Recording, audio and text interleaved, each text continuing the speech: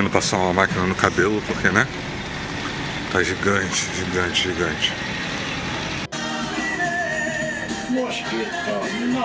Deixei meu cabelo crescer muito, sei lá por quê. Cara, o meu bairro é muito louco, porque parece que tudo é, tipo, muito pequenininho.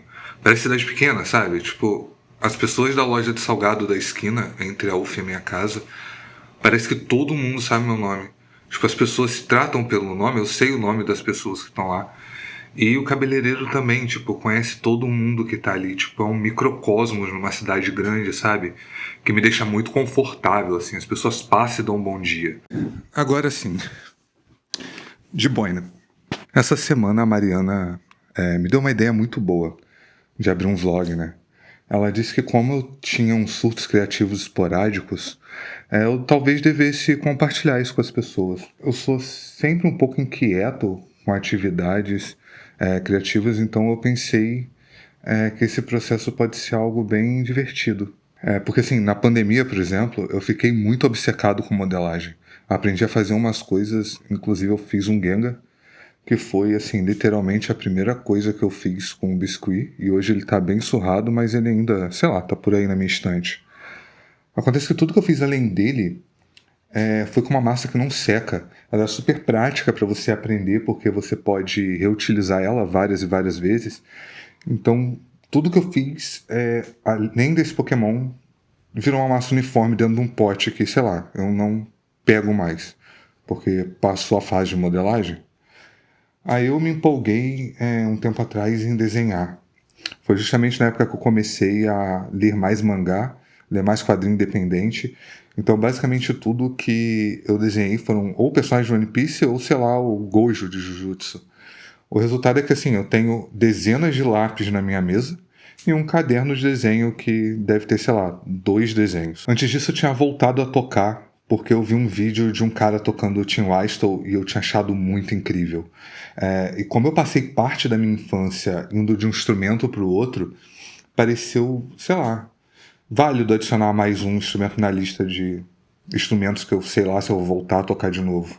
Quando eu saí da minha cidade natal para cursar Ciências Sociais na UF, há uns 10 anos atrás, eu estava muito empenhado em tocar baixo, eu tinha uma banda. E meu último show nessa banda foi num evento muito legal, assim, de banda independente que uma galera da minha cidade organiza. Não sei se organiza ainda.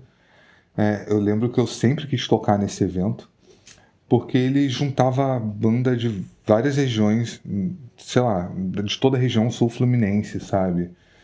E meus amigos sempre tocaram lá.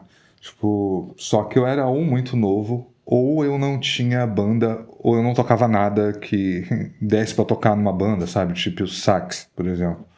Então esse ano eu resolvi, depois de 10 anos parado, voltar a tocar de vez em quando, sabe? Pra mim, eu ligo baixo em casa e sei lá, eu toco algumas músicas que eu lembro de cabeça, ou eu tento aprender uma música ou outra mais facinha, só pra manter, sabe, o hobby.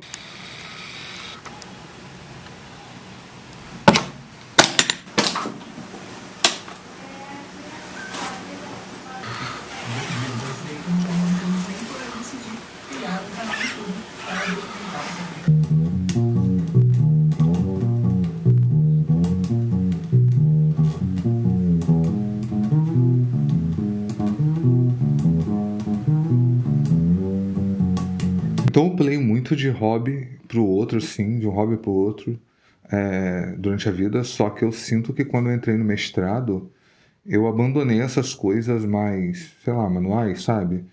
Não sei se eu posso usar essa palavra, mas enfim. Talvez seja por isso que eu senti um baque muito grande psicológico durante o processo do mestrado. Porque eu não tinha muita válvula de escape. Tudo que eu fazia, tudo que eu lia, sei lá, era texto acadêmico, livro acadêmico, e tudo que eu fiz fora do mestrado foram coisas que estavam, sei lá, de certa forma atreladas ao mestrado. O meu estágio na Secretaria Municipal de Direitos Humanos, ele foi uma parada bem legal, assim, para mim. Eu conheci gente nova, vi coisas novas, mas ainda assim era uma parada atrelada à minha vida acadêmica. Mesmo que eu não tenha levado meus hobbies adiante, e que sempre fica uma pressão para eu ficar bom em alguma coisa, O fato é que, assim, os hobbies, eles não são para você se tornar um expert, sabe, no que você está fazendo.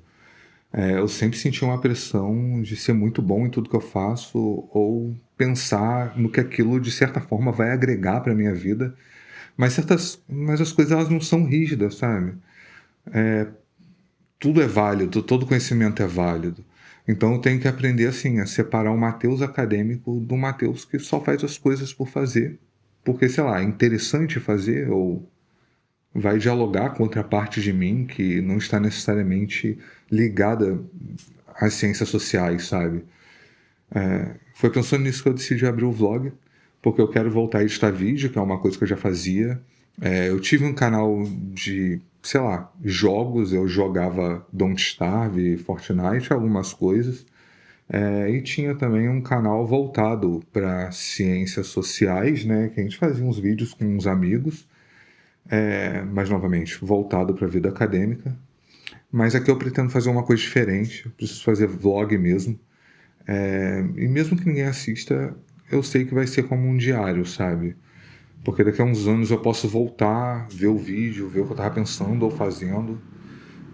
Sei lá, então quero criar um espaço que eu possa falar de tudo que para o Mateus acadêmico seria considerado uma perda de tempo. Coisas que eu tô lendo, coisas que eu tô ouvindo, ou sei lá, rolê pela cidade, sabe? Lugares que são perto, que às vezes eu vou e acho interessante, que eu falo com meus amigos, enfim. Aí eu posso dar esse rolê e levar vocês. Então é meio que isso, é um primeiro vlog e é mais um teste, sabe? Basicamente eu tô falando como vai ser o vlog, o que eu posso falar aqui. Então vão ser coisas sobre, sei lá, minha visão de mundo, minha forma de pensar as coisas, um rolê da hora, uma música da hora, uma série da hora. Enfim, dá pra falar sobre tudo, sobre rotina. Então é isso, esse é o piloto, sabe?